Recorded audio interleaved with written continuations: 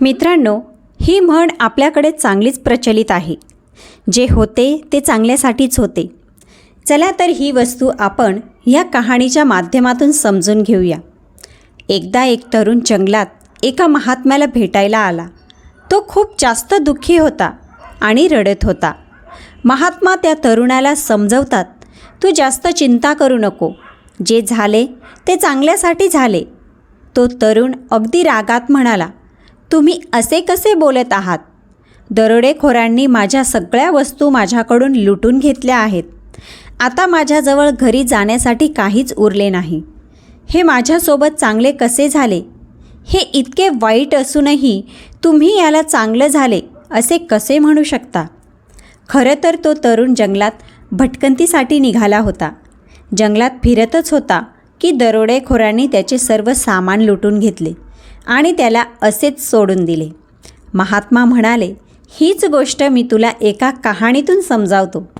मित्रांनो, कहाणीला सुरुवात करण्याआधी चॅनलवर नवीन असाल तर व्हिडिओला लाईक आणि चॅनलला सबस्क्राईब अवश्य करा. तुम्ही कहाणी अगदी लक्षपूर्वक ऐका. महात्माने त्या तरुणाला सांगितले, एकदाची गोष्ट आहे. एका गावात भयंकर पूर आला होता. त्यात सगळं वाहून गेलं. त्याच गावात एका शेतकऱ्याचा अतिशय गरीब परिवार राहत होता. त्याच्याजवळ खायला काहीच नव्हते. थोडंफार धान्य होते, पण पावसामुळे सगळं खराब झाले. त्या शेतकऱ्याचा एक मुलगा होता. तो म्हणाला, बाबा चिंता करू नका. आपले सगळं सामान वाहून गेलं तर गेलं. जे झाले ते चांगले झाले. शेतकऱ्याला अतिशय राग आला आणि तो म्हणाला, तू काय वेड्यासारखा बोलत आहे? माझं सगळं सामान वाहून गेलं.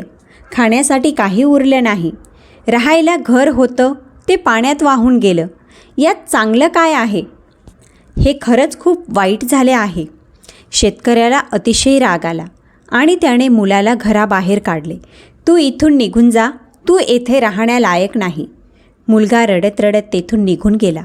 रात्र झाली पण मुलगा परत आला नाही.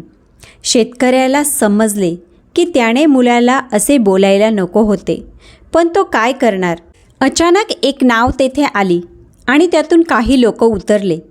ते लोक त्या गावातील लोकांना वाचवू लागले. शेतकऱ्याची पत्नी म्हणाली, तुम्ही उगाच त्याला रागवले. बघा चांगलेच झाले. लोकांनी आपल्याला वाचवून घेतले. तो म्हणाला, तू मूर्ख आहेस. तुला समजत नाही. यात चांगले काहीच नाही. यांचे कामच आहे लोकांना वाचवणे. आता तर यांनी वाचवले, पण आपल्याजवळ ना खायला अन्न आहे ना राहायला घर आहे. कुठे राहणार आणि काय करणार? त्याची पत्नी म्हणाली, पैसे नाही तर काय झाले? तुम्ही एवढे चिंता का करत आहात? शेतकरी म्हणाला, त्या घरात एक पोटली ठेवली होती. त्यात खूप किमती वस्तू होती. ती पाण्यात वाहून गेली. आता माझ्याजवळ काहीच नाही उरले. तिने विचारले, असे काय होते त्या पोटलीत? तो म्हणाला, मी तुला अवश्य सांगितले असते, पण आता ती नाही तर सांगून काय फायदा? हळूहळू दिवस जात होते. त्या शेतकऱ्याने लोकांकडून मागून दिवस काढायला सुरुवात केली, पण असे किती दिवस चालणार होते? ह्या वर्षी शेतात चांगले पीक नव्हते आणि खूप दुःखी आणि चिंतेत तो शेतकरी राहत होता. त्याला काही समजत नव्हते की काय करावे. एके दिवशी पत्नीबरोबर बसून तो बोलत होता. त्याला पत्नी म्हणाली, चिंता करून काय होईल? तुम्ही दुसरीकडे काम का शोधत नाही? थोड्या दिवसात काही पैसे जमा होऊन जातील. त्यावर आपला गुजारा चालेल. तुम्ही चिंता करू नका. मी पण आसपासच्या घरात जाऊन काम करेल. त्यामुळे आपले जीवन जगणे सोपे होईल. दुसऱ्या दिवशी तो शेतकरी काम शोधण्यासाठी शहरात गेला. शहरात भटकत होता. कुठेतरी काही काम मिळेल, पण त्याला कोणी काम दिले नाही. त्यामुळे तो अजून चिंतित झाला. कसे काम मिळेल आणि कसे परिवाराचे पोषण करेल? त्याच्याजवळ घर राहिले नव्हते, पण पाऊस थांबल्यावर कसे तरी घास आणि लाकडे जमा करून छोटेसे घर त्याने बनवले होते. एके दिवशी शेतकरी शेतात पीक बघत होता, कारण ह्या वर्षी पीक चांगले नव्हते आले. तो मनात विचार करत होता की ह्या वर्षी तर परमेश्वराने पण साथ नाही दिली. माझा मुलगा पण घर सोडून निघून गेला. मी तर सगळीकडून अनाथ झालो आहे. आणि तो म्हणतो, जे झाले ते चांगले झाले. हे चांगले कसे होऊ शकते? त्याची पत्नी परत त्याला समजावते, तुम्ही उगाच चिंता करत आहात. तुम्ही परत प्रयत्न करा. कुठे ना कुठे काहीतरी काम नक्की मिळेल. घरात बसून रडण्यापेक्षा तुम्ही कामासाठी प्रयत्न करा. शेतकऱ्याला त्याच्या पत्नीचे म्हणणे पटले. दुसऱ्या दिवशी परत तो कामाच्या शोधात निघाला. पण ह्यावेळीही त्याला काही काम मिळाले नाही. परत नाराज होऊन घरी परतला. घरी पोहोचणारच होता तेवढ्यात रस्त्यात त्याला एक महात्मा भेटले. ते म्हणाले, तू एवढा चिंतेत का आहेस? शेतकऱ्याने त्याला सर्व हकीकत सांगितली. तो म्हणाला, पुराच्या पाण्यात माझे घर वाहून गेले.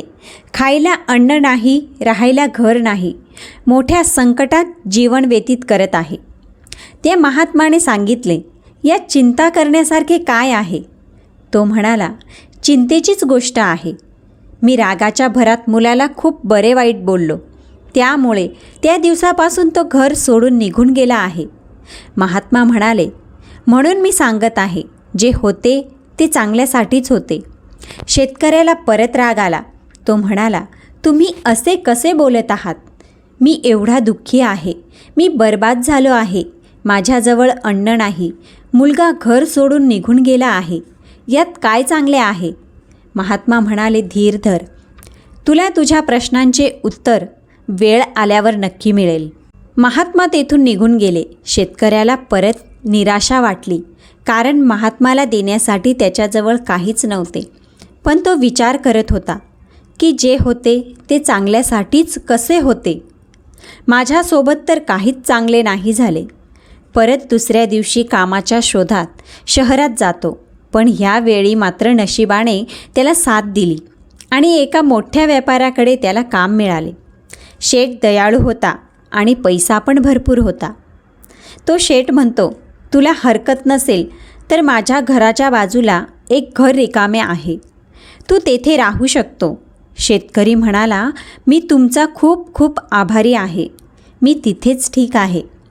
त्याने चांगला पगार देऊन शेतकऱ्याला कामावर ठेवून घेतले. आता तो शेतकरी आणि त्याची पत्नी अतिशय आनंदी होते. एके दिवशी रात्री एका मुलाने त्याचे दार वाजवले. त्याने दार उघडले आणि बघितले. तो अगदी चकित झाला की एक मुलगा लांब सडक कार आणि मोठी बॅग घेऊन दारात उभा आहे. शेतकरी अत्यंत चकित झाला. त्याला समजत नव्हते की हा कोण आहे. मुलगा म्हणाला, बाबा मी आहे, तुमचा मुलगा. त्याला विश्वास बसत नव्हता. त्याला वाटले, हा काय चमत्कार आहे. मुलगा म्हणाला, तुम्ही घर बदलले, मला माहीत नव्हते. गावातील लोकांना विचारले तेव्हा त्यांनी सांगितले, आपले घर इथे आहे ते. त्या दिवशी मी येथून निघून गेलो. दूर शहरात कामासाठी गेलो. मला तिथे काम मिळाले आणि तिथेच मी व्यापार सुरू केला. त्या व्यापारात मला खूप नफा झाला आणि आज मी तुम्हाला भेटायला आलो. तुम्हाला सांगतो, मी शहरात एक घरसुद्धा घेतले आहे. शेतकरी आनंदाने उड्या मारू लागला. मुलगा म्हणाला, मी सांगितले होते ना, जे होते ते चांगल्यासाठीच होते.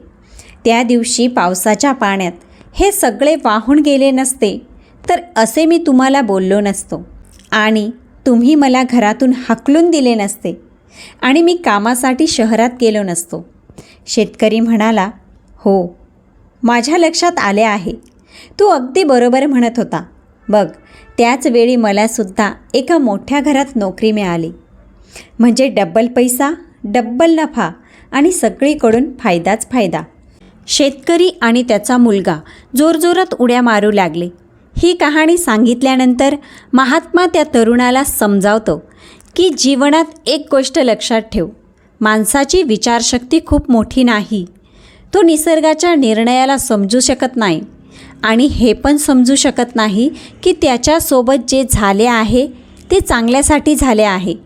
तो फक्त वर्तमान बघतो की त्याच्यासोबत खूप वाईट झाले आहे. खरं बघायला गेलं तर चांगली नीती आणि शुद्ध अंतःकरण असेल तर कोणासोबतच वाईट होत नाही. महात्माने त्या तरुणाला समजावले की जेव्हाही तुझ्यावर वाईट वेळ येईल तेव्हा एक गोष्ट नेहमी लक्षात ठेव की ही वेळ पण निघून जाईल. ही गोष्ट नेहमी लक्षात ठेव, वेळ कितीही खराब असू दे, तुझ्या जीवनात कितीही दुःख किंवा संकटांचा डोंगर का असेना, काही काळानंतर सगळे व्यवस्थित होते. फक्त ती वेळ खराब असते. वाईट वेळेशी झुंजायची सवय ठेव. वाईट वेळात असे कोणतेच पाऊल उचलू नको ज्यामुळे तुला नंतर पश्चात्ताप होईल. जर काही वाईट होते तरी ते चांगल्यासाठीच होते, पण उशिरा का होईना त्या गोष्टीचे उत्तर माणसाला नक्की मिळते. जेव्हा माणसाची वेळ खराब असते तेव्हा त्याची बुद्धी काम करणे बंद करते. तेव्हा तो तरुण म्हणाला, हे सगळं ठीक आहे, पण माझे तर सगळे चोरी झाले. यात चांगले काय आहे? आता तर माझ्याजवळ काहीच नाही. मी घरी कसा जाईल? महात्मा म्हणाले, मला जंगलात काहीतरी मिळाले होते, हे घे. महात्माने त्याला एक चमकदार दगड दिला आणि सांगितले, तू हे घेऊन शहरात जा आणि विकून टाक, कारण हे माझ्या काहीच कामाचे नाही.